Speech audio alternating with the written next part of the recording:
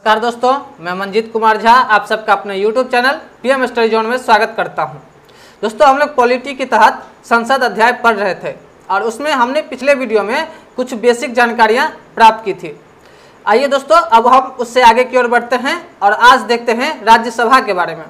कहने का तात्पर्य है कि राज्यसभा का चुनाव कैसे होता है, उसमें कितने सदस्य होते हैं और उनके क्या क्या कार्य हैं, इसको आज हम लोग देखेंगे। तो आइए दोस्तों, शुरू करते हैं आज का ये वीडियो। सबसे पहले हमने पिछले वीडियो में भी चर्चा किया था कि राज्यसभा में जो अधिकतम सीट है वो कितनी हो सकती है, तो 250, यानी राज्यसभा में अधिकतम 250 सदस्य हो सकते हैं। और ये जो 250 सदस्य हैं ये 1971 के जनगणना के अनुसार तय किए गए थे। यानी 1971 में जो जनगणना हुआ था उसके आधार पर यह तय किया गया कि राज्यसभा में अधिकतम सीट कितने हो सकते हैं, 250, और इसको 2026 तक के लिए बढ़ा दिया गया।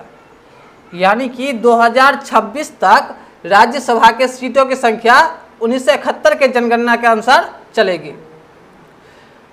इसके बाद अभी जो वर्तमान में जो राज्यसभा के सदस्यों की संख्या है वो कितनी है, 245, यानी वर्तमान में 245 राज्यसभा सदस्य हैं। इन 245 में से राज्यों से जो है, भारतीय राज्यों से 225 सदस्य हैं। भारतीय राज्यों से कितने सदस्य हैं, 225 सदस्य। और केंद्र शासित प्रदेश से 8 सदस्य हैं। केंद्र शासित प्रदेश से 8 सदस्य हैं।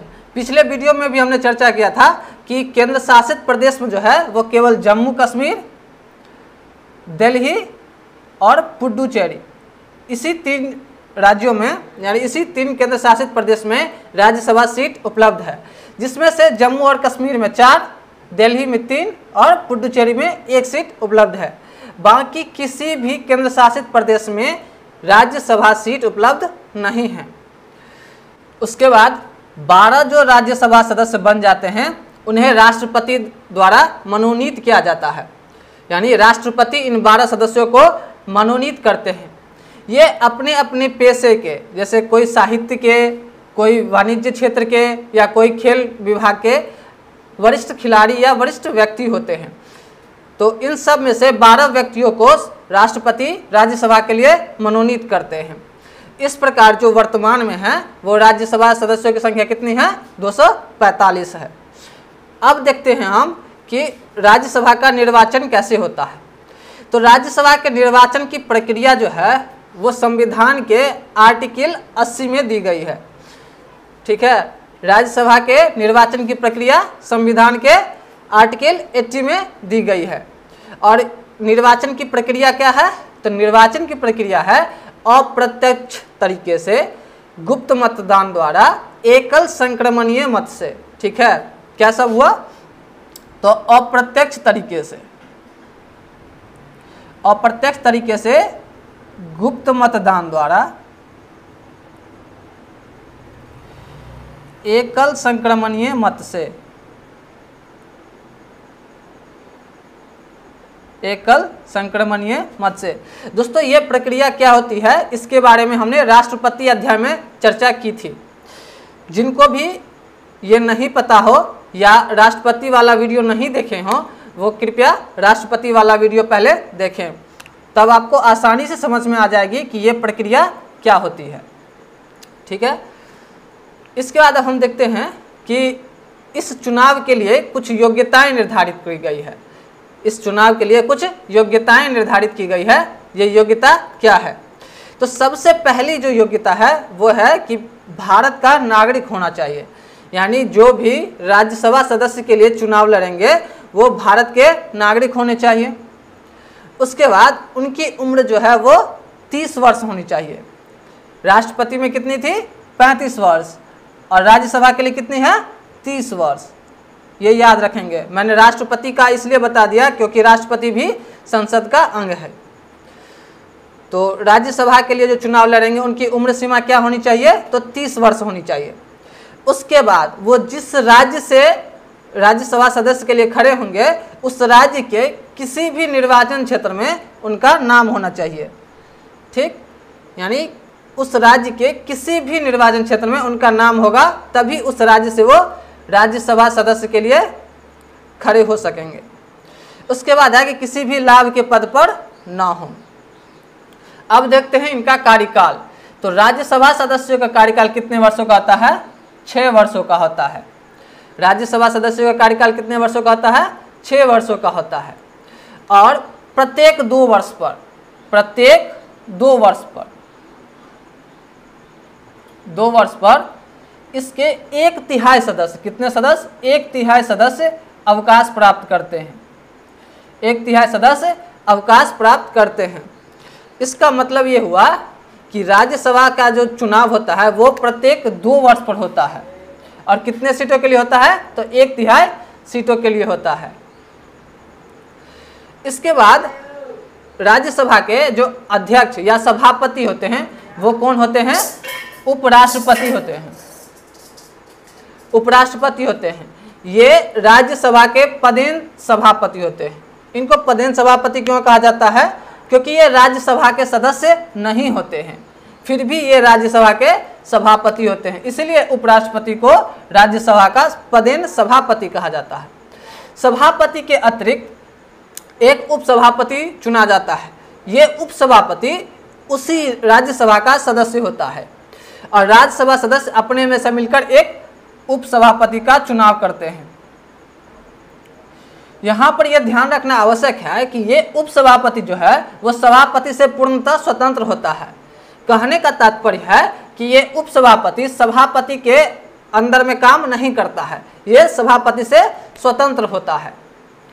तो उपसभापति के अलावा सभापति क्या करते हैं? एक उपसभापतियों की तालिका बनाते हैं, उसमें कुछ व्यक्तियों का चुनाव करते हैं उपसभापति पद के लिए, ताकि जब भी सभापति और उपसभापति दोनों का पद खाली हो तो उस तालिका में से जो भी व्यक्ति उसमें उपस्थित होंगे वो उसका सभापतित्व कर सके। क्या कहा मैंने?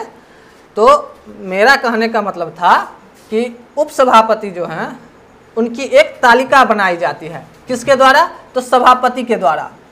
क्यों बनाई जाती है? तो इसलिए बनाई जाती है कि जब सभापति और उपसभापति दोनों संसद में उपस्थित न हो, यानी दोनों राज्यसभा में उपस्थित न हो, तो उस समय सभापति पद खाली न हो। ठीक है, उस समय सभापति कौन हो जाएंगे? उसी उपसभापति तालिका में जो व्यक्ति उपस्थित होंगे वो सभापति हो जाएंगे। अब आइए देखते हैं राज्यसभा से संबंधित कुछ विशेष कार्यों को। विशेष कार्य कहने का तात्पर्य है कि ऐसे कार्य जो लोकसभा से अतिरिक्त हों, लोकसभा से अलग हों, यानी जो राज्यसभा को कुछ विशेष बनाती हो, ऐसे कार्यों को अब हम देखते हैं। इसमें सबसे पहला जो काम है वो है कि आर्टिकल 249 के तहत, आर्टिकल 249 के तहत 2/3 बहुमत के द्वारा, क्या बोला मैंने? कि आर्टिकल 249 के तहत 2/3 बहुमत के द्वारा राज्यसभा राज्य सूची के किसी भी विषय को राष्ट्रीय महत्व का घोषित कर सकती है। यानी कि जब भी केंद्र सरकार को राज्य सूची के विषय पर कानून बनाना होगा तो इसके लिए जरूरी है कि राज्यसभा उस विषय को आर्टिकल 249 के तहत 2/3 बहुमत के द्वारा राष्ट्रीय महत्व का घोषित करे, तभी केंद्र सरकार उस पर कानून बना सकती है। इसके बाद है कि 2/3 बहुमत के द्वारा राज्यसभा को यह अधिकार है कि अखिल भारतीय सेवा का गठन कर सकती है। जैसा कि आप लोग जानते होंगे कि अखिल भारतीय सेवा क्या होती है? तो 3 अखिल भारतीय सेवा होती है, IAS, IPS और IFS। तो 1961 में अपनी इसी अधिकार का प्रयोग करते हुए राज्यसभा ने IFS यानी इंडियन फॉरेस्ट सर्विस को अखिल भारतीय सेवा के रूप में मान्यता दी थी। उसके बाद है कि उपराष्ट्रपति को हटाने का अधिकार, यानी उपराष्ट्रपति को हटाने का पहल जो है वो कहाँ से शुरू होगा? तो राज्यसभा से शुरू होगा। यानी कि राष्ट्रपति को जिस प्रकार हटाने के लिए महाभियोग लगता है और महाभियोग संसद के दोनों सदनों में से कहीं भी शुरुआत हो सकती है, लेकिन उपराष्ट्रपति को जो हटाया जाएगा तो उसके लिए पहले 14 दिन की नोटिस दी जाएगी और नोटिस के बाद जो प्रस्ताव पेश किया जाएगा वो पहले कहाँ प्रस्ताव पेश किया जाएगा? तो प्रस्ताव पहले पेश किया जाएगा राज्यसभा में, और राज्यसभा के अनुमोदन के पश्चात लोकसभा में सिर्फ इसकी अनुमति लेने के लिए भेजी जाती है, और उसके बाद उपराष्ट्रपति को अपने पद से हटाया जा सकता है। इस प्रकार उपराष्ट्रपति को हटाने का पहल कहाँ शुरू होता है, तो राज्यसभा में।